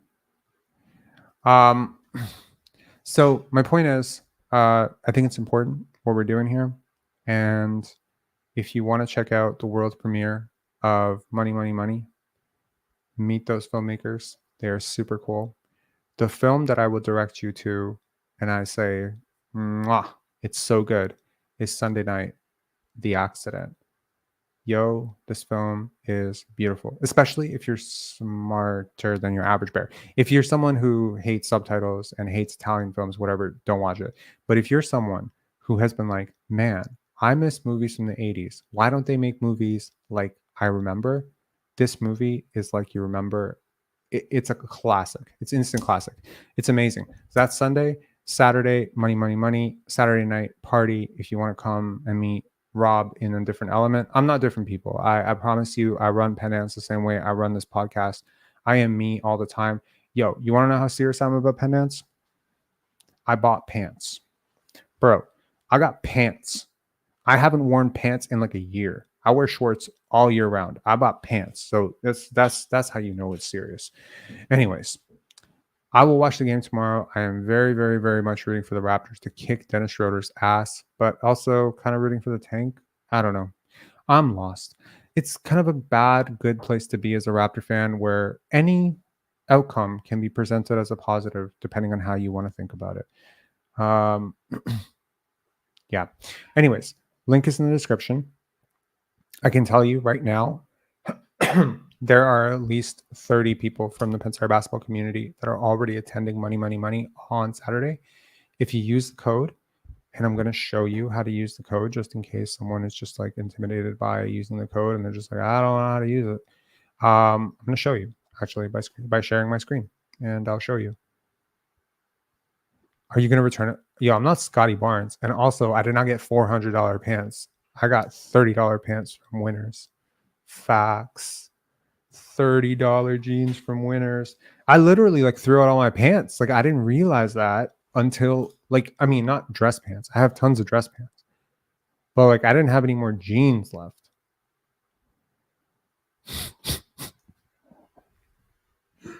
Bro, if you knew me, like you would understand how weird it is. Like for me to have pants because yo, like my neighbors, like I don't even think about how weird I must be to them. But every day they see me going out and yo, at least 2 to 3 times a day, I get asked, are you not cold? Are you not cold? Aren't you going to be cold? My neighbors ask me, my security guard asks me, random people on the street ask me, are you cold? Are you okay?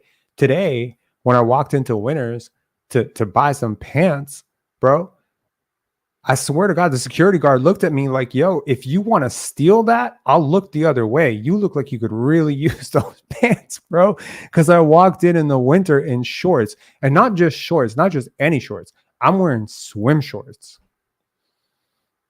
Bro, Gary Trent ain't got shit on me when it comes to drip. I don't even know what drip is. I just dress how I feel comfortable. And today I felt like wearing swim shorts. So I wore swim shorts. I don't know. Okay. Yeah. Okay, hang on. Let me figure this out. Okay.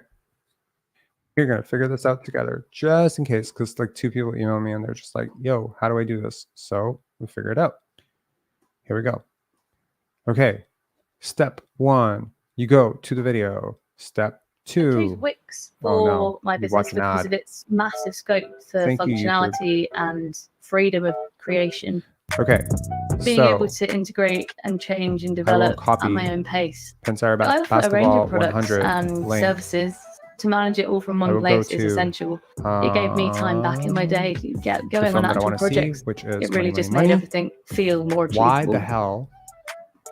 Oh, my bad. The window pops into a new window. Here we go. Dive into the future of video editing with the 4 Editors Platinum Bundle. Okay, I'm just going to go here. My bad. It opens into a new window and I can't show it. Okay, so cool festival. Penance 2024 features. Money, money, money. I want to see money, money, money. It's a cool film. It's dope. I want to meet this director. Boom. Get tickets. And of course, that also opened up into a new window. God damn it. Okay. Okay. That opens up here. All right. We're finally there. Myriad of useless things. Okay. 1. Wait a second. I gotta log into. Hang on 1 second.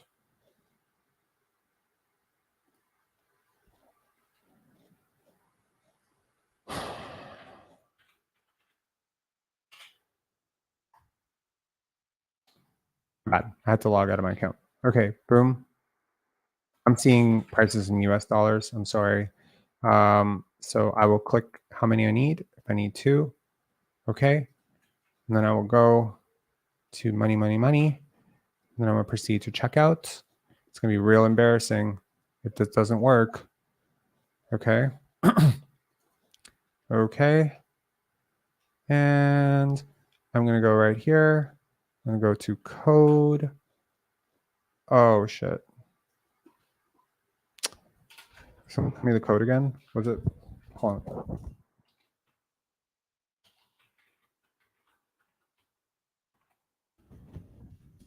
Pretty sure it's Sincere Basketball 100, right? Yep. And you see that your fee goes to 0 right there, and then you just check out. And it's that easy. So, and then you just click complete order. It's super simple. Although I made it seem super complicated, it's not. So yeah, definitely come check out Pendants. Check out Money, Money, Money. It's an awesome film. Cool. Absolutely.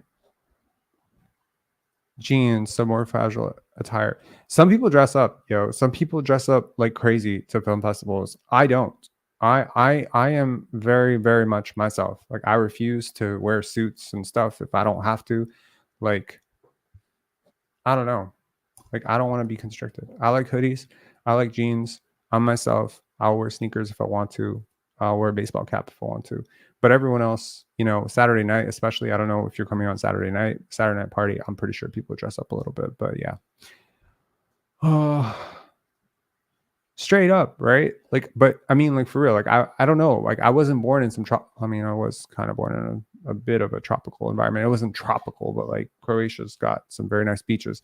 I don't know. I've never really liked pants. I don't like pants. I wish I'm in Toronto to attend. We got a lot of people who are not in Toronto. Right? It's good, man. Hopefully you'll come and visit sometime. I mean, as Pendants gets bigger and bigger, like, I'm seeing the vision now. Like, this year, the saddest part. So every year you select like X number of filmmakers, right? I don't think we even select that many films. There are film festivals out there that have like 100 films, 200 films, 300 films, whatever. Imagine how many people they're dealing with. That's crazy. I can't even imagine. We need a bigger team. Straight up. 41 films. Of the 41 films, 24 of the directors were either willing to come or are coming. But some of them, we're not able to accommodate them coming because we couldn't pay enough for them to come, because we didn't have the sponsorship for the airline. And so, like, next year, I'm just like, holy shit. If we got like 100, let's just say we got like 100 films or 120 films or whatever. Let's just say we worked really, really hard all year, got 120 films, and we really put it together. Could we get 60 of those directors to come to Canada? Could we actually finance that? Can we do that? You know what I mean? Like, I feel like, God damn it, we're so close. Like, we can do this. I have gaps. Like, I have gaps. Like, I'm not good with like finding money. I'm not good at like making people give money to things. Like, I'm not good at like writing Lufthansa and saying, hey, we need $20,000. Can you give us some? I feel like I'm begging people for something, and I'm just kind of like more inclined to let me do it by myself. I'm trying to adjust. I'm trying to adjust and align myself with people who are like that so that I can learn to think like they think. But nevertheless, all of that to say, I don't give a shit about money. It's the truth. I mean, I appreciate money, and I'm very blessed and very, very fortunate. But Pendants is not about money to me. Pendants is about the filmmakers, and the filmmakers have made great films. They spent their money. They made the great films. They submitted to a festival. They also spent money there. Now they're traveling to a festival. They're spending money again. You see what a bad deal it is for filmmakers. With the intersection which I made, I will have made that film for X number of money. I'm not going to announce on here how much it costs. I will submit to Sundance, TIFF, whatever, with another, $50, $80, $120. Then if I'm selected to that film festival, very unlikely. If I get selected, I will have to pay for a flight to go to that festival, at which point I'll probably have to pay some more money for a publicist. Do you see what I mean? It's a raw deal for artists. We're trying to be an oasis for artists. You know what I mean? Like, we're trying to be like the festival that is supporting the artists. Because I've been an artist on the other end of this, and it fucking sucks. So all of this is about compassion and giving back. And the least thing we can do is, if someone is flying all the way from Italy to bring their incredible fucking film that people absolutely should see. Every year at Pendants, when it was live, 2020, 2019, I promise you, I stand on stage and I look at every seat that's empty. And sometimes there are a lot, sometimes there are not a lot of seats that are empty. But even if I see 5 seats that are empty, my brain just says that's 5 people that I should have reached out to. That's 5 people I could have offered comp passes to. That's 5 people, because at the end of the day, it's not about money. No great festival is about money. You know how many? Do you know how many tickets TIFF donates every year? Tons. They don't do it like this. They do it in different ways. They give it to RBC. They give 1,000 tickets to RBC, 1,000 tickets to TD, 1,000 tickets to this partner, 1,000 tickets to that partner. And then those people give it out to their friends and their family and whatever. And that's how people get to TIFF. You ever been to TIFF and someone's just handing you tickets like, oh, you want 2 tickets to this? And like, oh, great. Wow, $40 tickets for free. Amazing. Some people buy. Most people are gifted. That's the point. So you might think that money, and pen dance are super distinct from this channel. I promise you, if you're a follower of this channel, they're not. The way we program this festival is exactly the way we run this channel. Honesty, truth, grit, spirit. Watch these films. They're important. Talk to you guys later. I'll see you guys at Pen Dance. Hopefully, some of you are coming. I'm super excited. Jet, Vince is going to be there. Larry's going to be there. Surprise is going to be there. A lot of cool people who follow this channel are going to be there, so I'm very, very excited. Yeah. Scottie does not like film festivals, so yeah. Can I cancel the RR tickets myself with the cancel order button so you don't have to hassle? Got them. Yeah, you can cancel them, no problem. We'll see it on our end. Yeah. All right, guys, talk to you later. And yes, use the Pensari Basketball 100 link. Maybe, depending on how Pratfall is doing on Friday. Carvin, if you reach out to me, like, I don't know if you know a lot about sponsorships, but I am clueless. Like, I'm not clueless, but I'm clueless. Like, I'll be honest, like, I'm not great at it.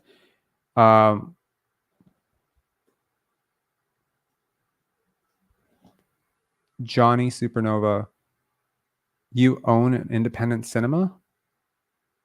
That's super cool, man. Which one? Yeah. I mean, it's tough, man. Like, I mean, I used to go to the Regent. It's pretty close to where I lived. And, you know, see, like, you don't even see how the pandemic impacted things, man. We had our first 2 years were at the Regent Theater at Mount Pleasant and Eglinton, right? Regent Theater shut down. The hotel sponsor that we had shut down. I was like, what? This is the world we're living in right now, right? So I think like we're at a point right now where we need to support with our time and with our dollars. We need to go to these, you know, independent cinemas like Paradise and, you know, the Carlton, whatever, because these places have been home to some of the most important, you know, independent films. And independent films are important, man. I'm in Northern Ontario, but I know all the others in my area. That's dope, man. I was actually looking at a film festival that happens, I want to say in Iceland or Greenland, probably Greenland. And it's so incredible. They have a screening outside, like -30, and they bring you like blankets and you just watch cinema. And it's super cool. It's like an igloo. It's like a giant igloo. I can't remember the festival's name now, but it's so cool. And it's like right by the Northern Lights. Princess Cinema. Yeah. Anyways, guys, talk to you later. I got a ton of work to do, ton of emails to write. I'm gonna try to sleep so that I'm not total ghost tomorrow. Like, I haven't slept more than 2 hours. I haven't slept more than 2 hours in like a week. So I have a feeling that I'm just gonna be really frazzled and weird at the festival, and I don't want to be that. Like, when I'm frazzled and weird, people have a bad time. So I want to be light and breezy. Me, light and breezy. Yeah, right. All right. Take care, guys. See ya. I just discovered your channel. Thanks a lot, man. Appreciate it. And good luck with your cinema. That's super cool. Yeah. Talk to you later. Bye.